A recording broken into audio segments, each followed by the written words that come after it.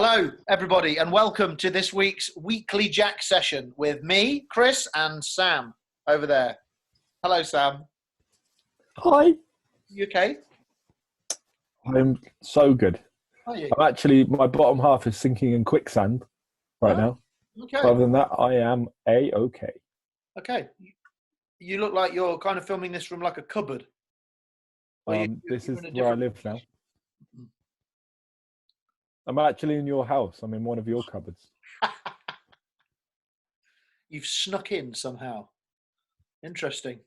You're filming and breaking social distancing guidelines. Well, no, I'm not breaking social distancing guidelines. You are if you open the cupboard. That's on you. Okay, all right. I'll do my best to not open any cupboards in my house just in case you're there. And I hope and pray that none of my family do the same because they're likely to be more startled than I would be.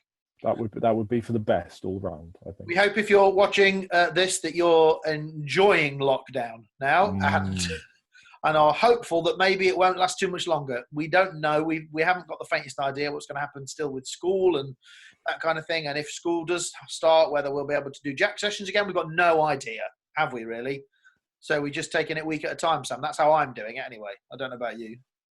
Yeah, trying desperately to appreciate what we have at the moment, because there will come a day, whether it's next week, in 6 months, or in 6 years, where you're like, oh man, I could really do with a week at home. Yes, true. So I'm trying to.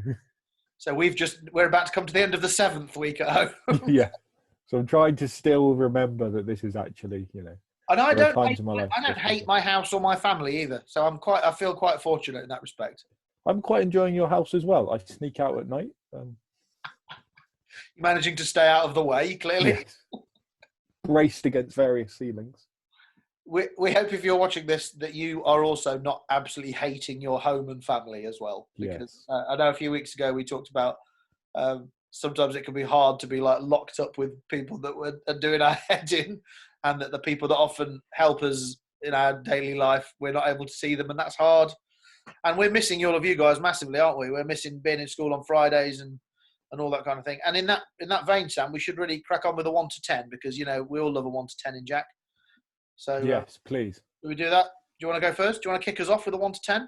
How are you feeling on a scale of 1 to 10, my friend? On a scale of 1 to 10, I would say I am I'm going to go for 7. Okay, I like that. 0.4. 7.4. Got the decimals in there. Tell us for why. It's difficult, as we keep saying, in lockdown to really know how you feel. But then we also talk in Jack a lot about the importance of knowing how you're feeling and what's really happening for you in any given situation. I think that lockdown, I get the impression, is potentially coming to some kind of, if not end soon, then at least going to change a little bit, maybe become a little bit more open soon. So I'm trying to think a little bit about what do I want life to be like after lockdown, and I'm trying to think a little bit about what's actually important to fill my life with again on the other side. As we get more freedom, what do I want to fill that bit of freedom? Yes. And those are all quite complex things. Complex things. So I would say I'm a 7.4 because I'm okay, but I'm going to use a big word, perturbed. That is a big word. That's a big word. Yes. How about yourself? I'm going to go with an 8. Ooh. Yeah, and I've this has probably been my I think it might have been my favourite week of lockdown.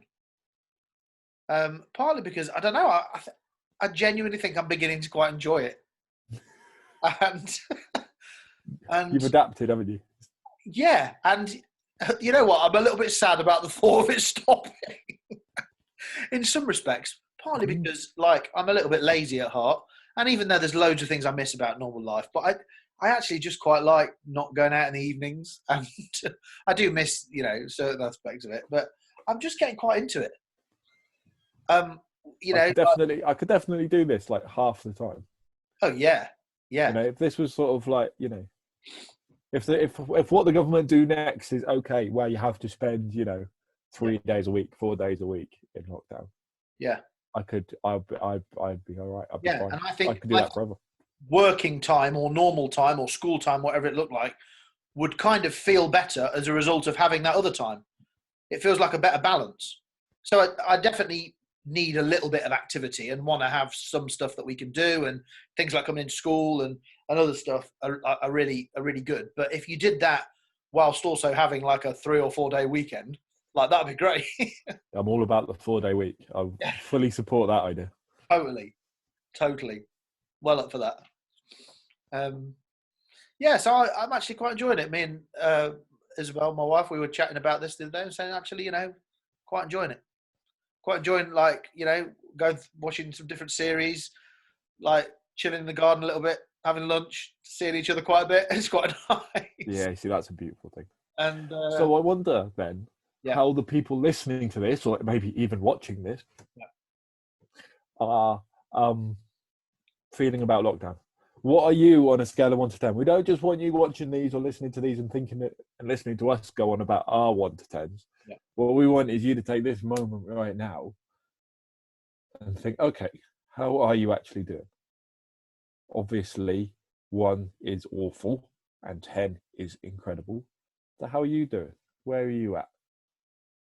Just take a little minute at some point today to think, okay, how am I actually doing this week? Yeah. Because it can be really important, can't it, to ground ourselves in how are we actually doing? How are we actually feeling? Because then we can take on the rest of the day from that place and in that knowledge. Yeah, absolutely.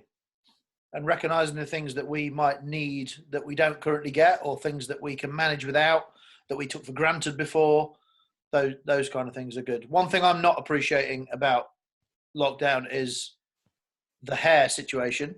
I need a haircut, like big time. I needed a haircut before lockdown started, but now I'm kind of keeping at a distance. But in real life, my hair is stupid. So I think you look fine.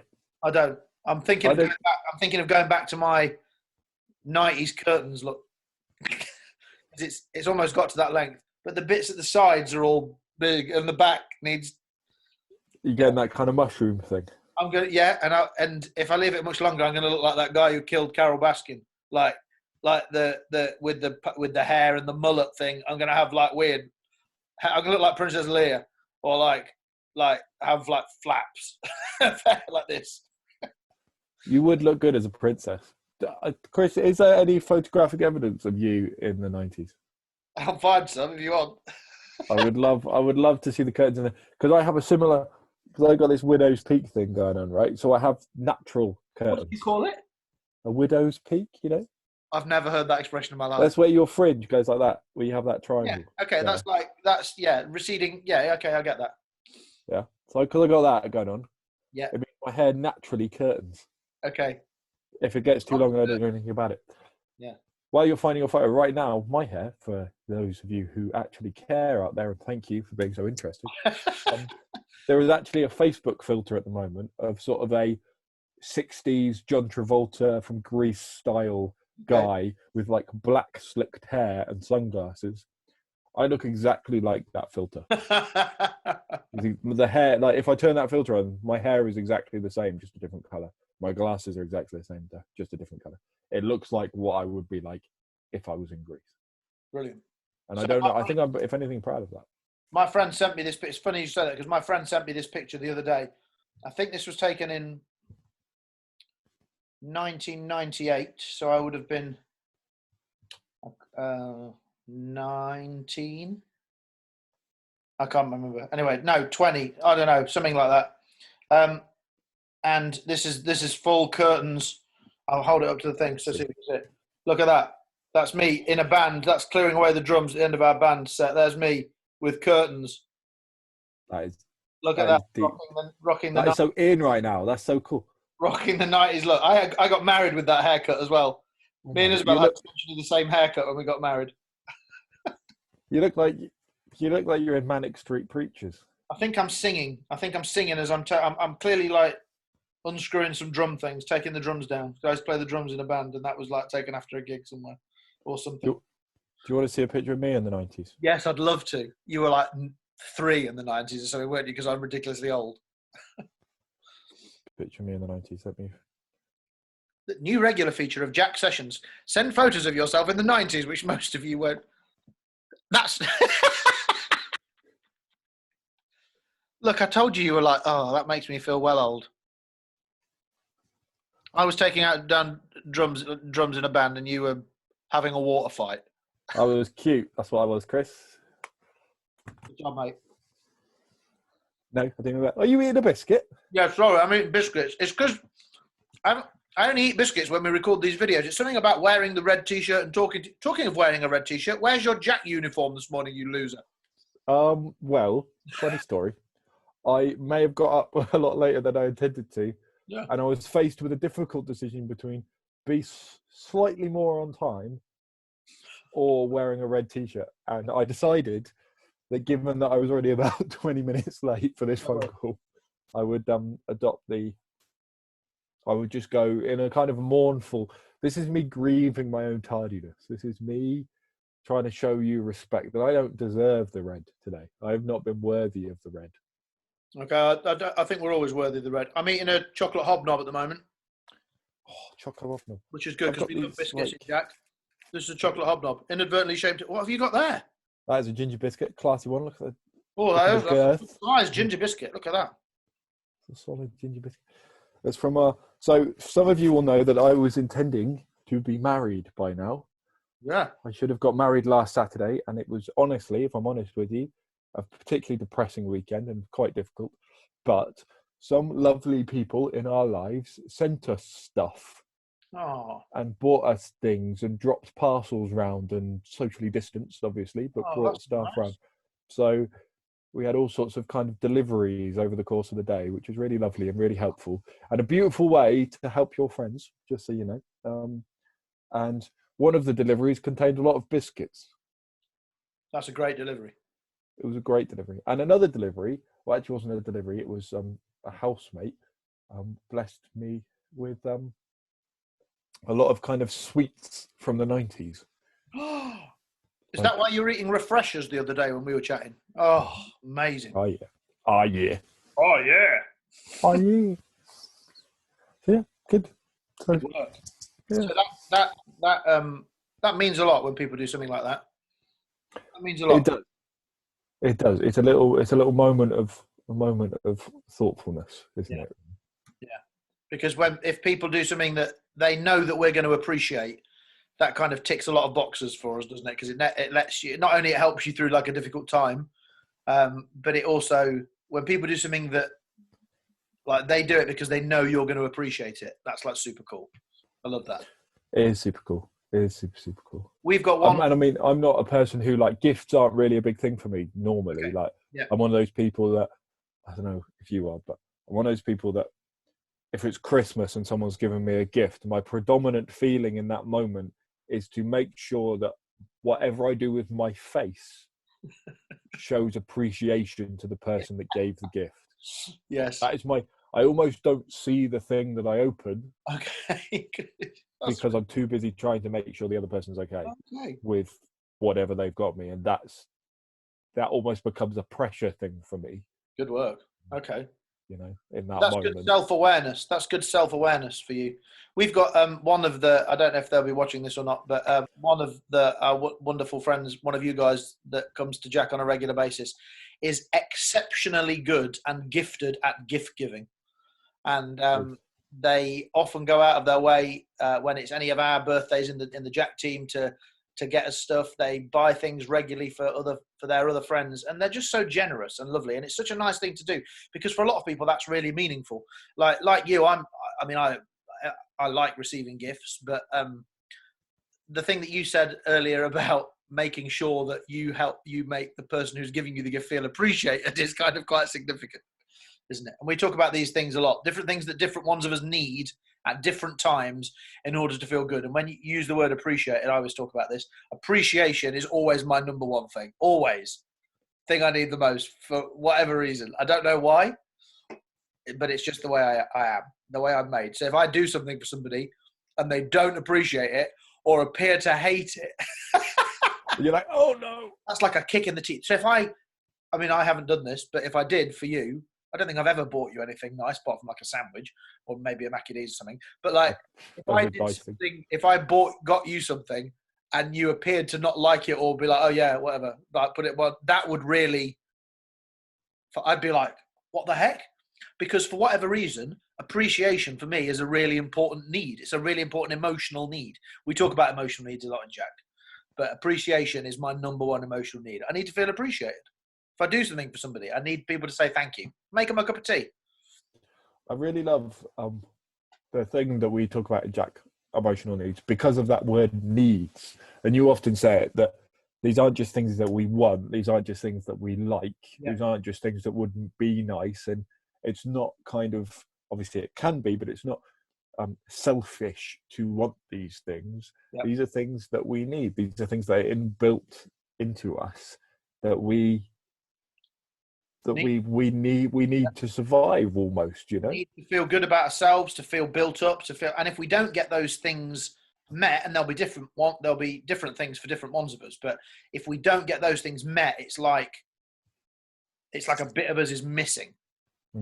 And the reason that we talk about those things a lot in Jack is because that's a big part of self-awareness. Like if we know we need to feel that thing, then we can actively encourage people that we're close to around us to help us meet that need, so we can feel good about ourselves.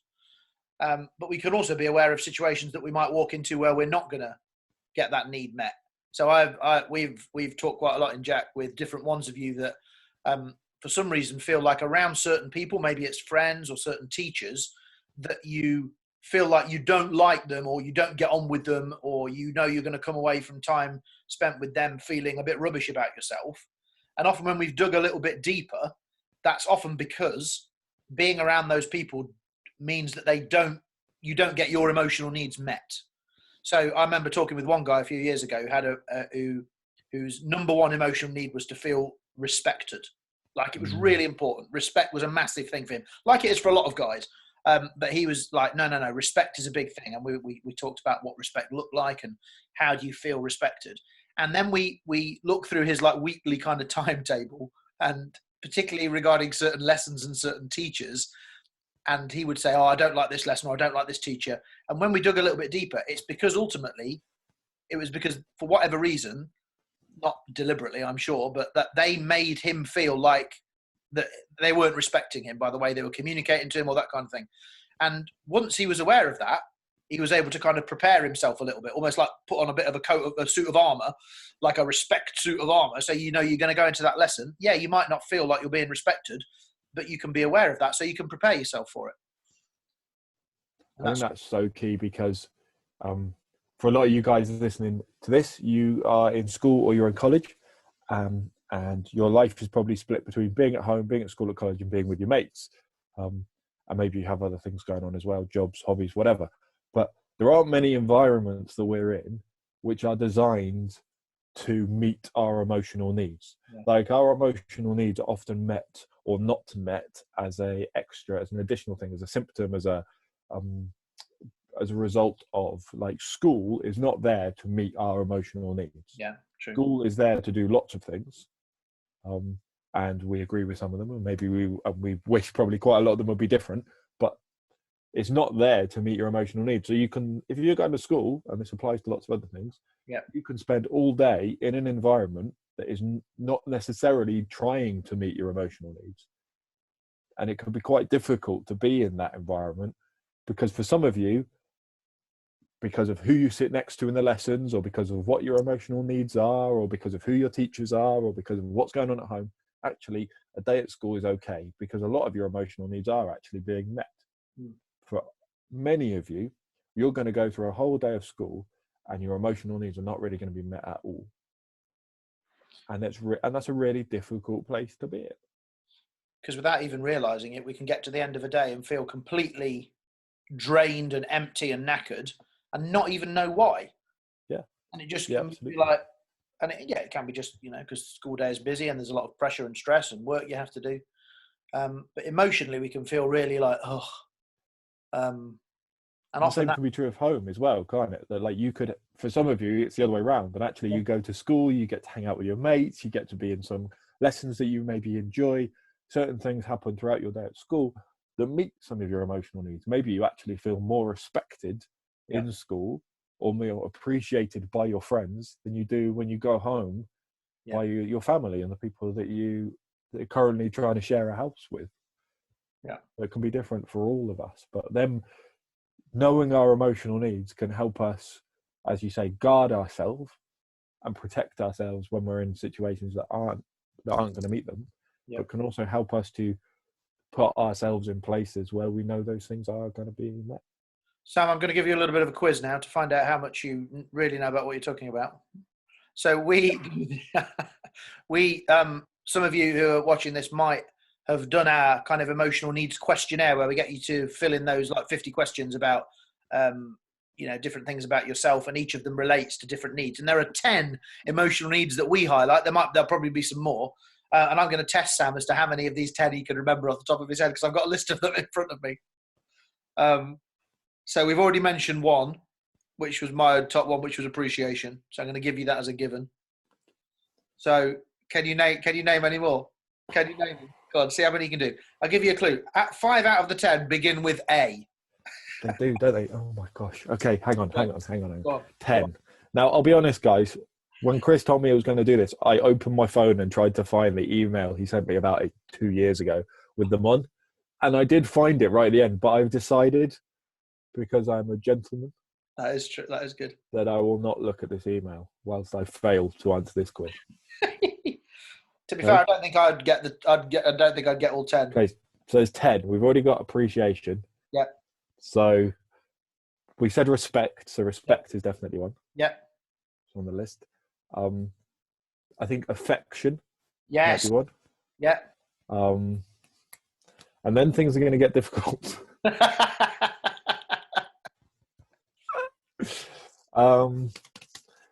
Who'll begin with A? Appreciation, affection, affirmation. Is that one?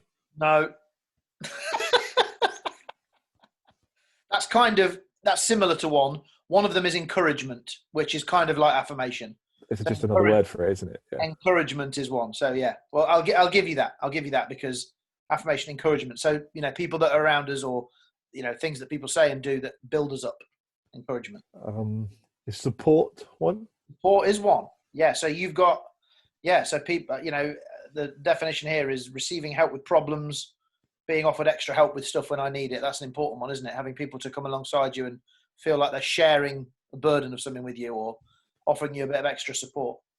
That can be true, especially in school. If you've got, I remember talking with someone who said that there was a certain teacher that they really got on with, because they always took time after they had like a kind of class discussion about something to go and make sure that they understood and had a bit of one-to-one time explaining that through. And that was really helpful for this person.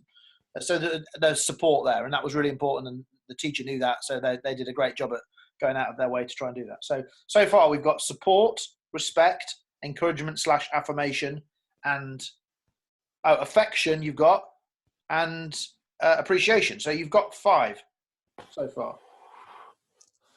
I keep, like when you're trying to do a quiz and somebody says, oh yeah, it starts with this letter, and then you get a completely random word that starts there. For some reason I have the word avalanche in my head. Okay, avalanche an emotional need? Avalanche is not an emotional need. The important thing that we have to stand under a mountain while a lot of snow falls on us. Yeah. It's a fun word to say though, isn't it? Avalanche. It is. I'll be honest, Chris, I think I could continue to try and guess all of these, but we'll just be here for another 20 minutes. We might be here for a long time. Of course, there are others than this, but the list of 10 that we use, the other 5, in addition to the ones that Sam has very, very cleverly guessed already. Acceptance is an important one. That's the first one on the list. The kind of feel that people accept you for who you are. They're not judging you, that kind of thing. The need to feel accepted, important one. Affection, you said, didn't you? Yeah, you said affection. Appreciation, we've already said. Approval is another one. Approval is an interesting one. again, feeling built up, feeling good about yourself. Often, I think we all have a need to do that at different times, but perhaps for some people, we find it very difficult to take on board anything that anybody is saying to us if we feel fundamentally they don't really like who we are. They want us to be somebody different. Like, Sam, can you imagine like us working together for the couple of years that we have? Like, if you had this underlying feeling that I didn't really like you for who you are and that I kind of wanted you to be somebody different, I hope you don't feel like that. I don't think that. But it would compromise every aspect of, you know, if I was to ask you to do something or we were to meet up and plan something, you'd be like, yeah, Chris likes the idea of hanging out with me, but he'd really rather me be somebody different, or rather me be different. That need for approval, that sense that people think that actually we're okay. It's like nobody wants to be picked last for the team, do they? Yes, true. Approval. Attention is the next one. Attention, which is often labelled as a bit of a bad one, because we label someone like an attention seeker, which is like usually a negative thing. But attention is a legitimate need, isn't it? Like to have people feeling like they give us the time of day. Absolutely, it is. Who's the?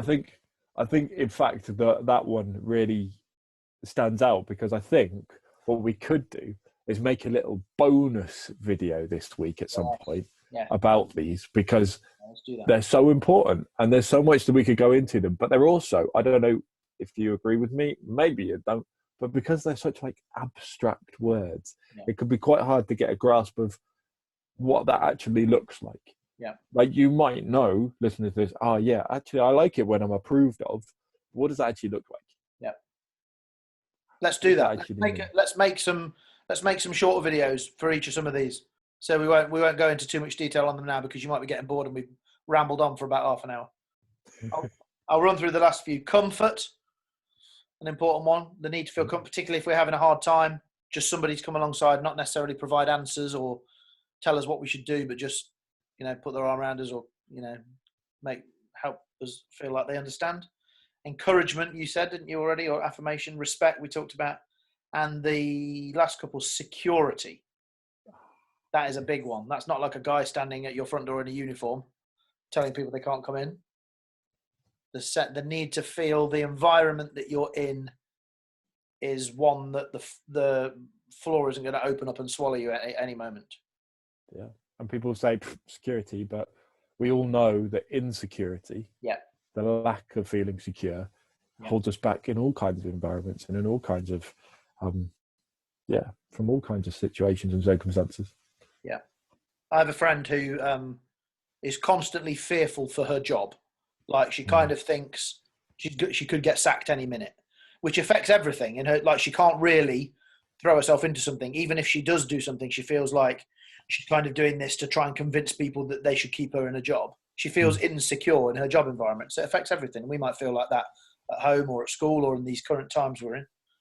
And the last one is support, which again is another one I think that you said. So those things we talk about a lot in Jack. 10 emotional needs, different things that we each need to feel at different times. Some of us more than others. Some of us might need to feel those a lot of the time or even all the time. Some of us might not need a few of them at all. But we're all different. And maybe in subsequent videos, we will take a bit of time to explore some of the things under each one. But maybe, Sam, we could encourage the friends listening to this or watching this to think about what one or a few of those are really significant for them or really important for them and how we might get them met. Yeah, can you just run through that list again? Just the titles of all of them. Because I think you're right. I think this is like what we're trying to do with these Jack videos is obviously we're trying to keep connected with you guys. We're also trying to bring hopefully something a little bit light and encouraging into your week. But also we want to encourage you guys. We want to give you guys a little boost. We want to give you guys something to think about that hopefully will be helpful. And people will use maybe the word empower. We want to give you something that will help you. Yeah. Help you empower yourself, really. And these emotional needs and understanding them and understanding which ones are significant to you and even which ones are significant to people around you is a lifelong process, but something that's super, super powerful if we can get a grasp on it. So yeah, Chris, can you just run through that list again? Because I think these are really important things we can definitely go into more. I can. So we've got acceptance, affection, appreciation, approval, attention, comfort, encouragement, respect, security, and support. 10 emotional needs. Good. Guys, thank you so much for listening to this and being part of this. We hope we've given you some things to think about, and we promise to post some more follow-up videos and unpacking each one of these maybe in a little bit more depth, and we won't ramble on for quite as long as we have done today. We hope you have a wonderful Friday. We better let you go because I can see people starting to move outside, so it's time for the next lesson. I think it's break time. Please don't go out that fire door because if we push that thing, the whole wall might fall in. You know, the Silverdale Centre is on the verge of collapse. This has been fun. Sam, thank you for your time as always. Always a pleasure. And we'll see you again on our next week's Jack session and maybe in some of the smaller interim videos. Make sure if you've got friends that are part of the kind of Jack family or friends that you think would benefit from listening to some of this stuff or thinking through some of this stuff, then get them to subscribe to the Jack Early YouTube channel where you can listen to me and Sam, and also some much shorter, punchier, helpful videos with V, who likes to get outside and give us some things to think about. So check out some of the stuff on the channel and subscribe, and we hope to see you again in school very soon. Yes. Bye, guys.